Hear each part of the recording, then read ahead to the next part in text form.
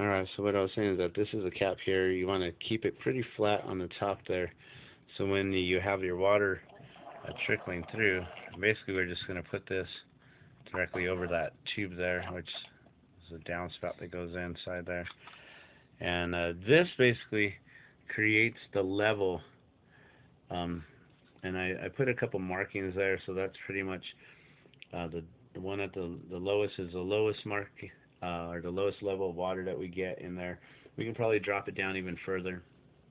And then there are this other mark on top, which is pretty much how high it goes up. So it only fills up about an inch or so. And the whole entire bed's like maybe 4 inches, so we probably leave an inch on the bottom, which is good. You can probably drop that down to half an inch. And so basically you want to keep this nice and flat and let the water fill up. And then you just put your bell back on top of there.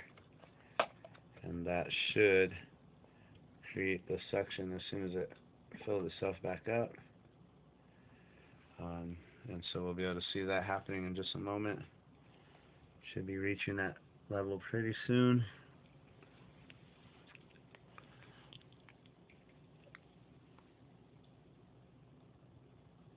As you can see on this side right there, that's about the level. There's getting pretty close, so as you can see it reached that bottom mark there. The water's starting to trickle in.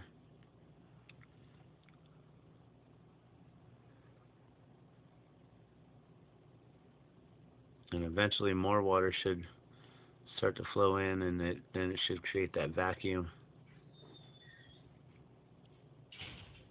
And then the bell should start to work.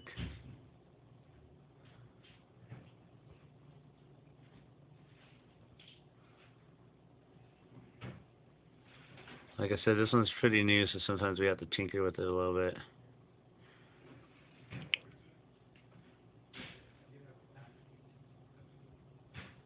But you can see the water's trying to get in there. I'll just give it a little tap here and we'll see if we just get it to start flowing again. And so there you can see the water level just dropping all the way down. And drops into here. So basically the water just continuously circulates through the aquarium, out this downspout here. And then once it reaches the downspout, you can see there's still water flowing in there. Not so much air bubbles or anything, but I guess there is still water flow there. And then it circulates through, out the filter, into the grow medium. And eventually your fish waste will be pumped into the rocks here, and then the roots will just feed off of that. And you can also put a filter into your filtration system here, so you can remove any of that fish waste if you don't want to get it into there. You know, don't want to get it too high with nitrogen. And as you can see now, it's reached the lower level there. It's a little bit under that black marking line there, and now it's starting to fill itself back up. And this process is a good 4-minute process. It takes about 2.5 minutes to fill up this entire tray. It's a 4-inch tray, and it's pretty much as big as the whole entire aquarium, length and width.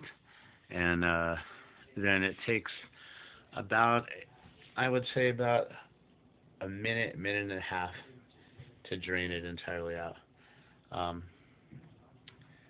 And so yeah, that's pretty much it. So you can eliminate the fish waste if you need to.